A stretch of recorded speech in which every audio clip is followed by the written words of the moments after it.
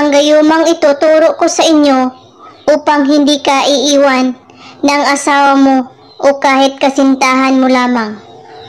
Gawin ito ng may malinis na intensyon ay may buong pagmamahal sa puso. Huwag mo itong gawing laro kung ayaw mong magsisisi sa huli. Gawin ito kahit anong oras at araw, basta't bago kayo matulog sa gabi. Pumunta po kayo sa tahimik na lugar na walang makakaistorbo sa iyo o makakakita. Sindihan ang kandila, ilagay ito sa iyong harapan, at dapat tuloy-tuloy ang paggawa sa ritual na ito. Sa papel, isulat mo ang kanyang pangalan at apelyido ng 5 beses, at pagkatapos, itupi ang papel sa dalawa.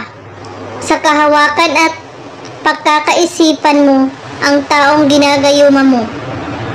Pagkaisipan siyang mabuti at saka usalin ito ng mahina lamang. Sukuan, lisumnya, taloble, dipata, lamtan, sanitam, kuriam, sukuhong. Bigkasin ito ng 3 beses.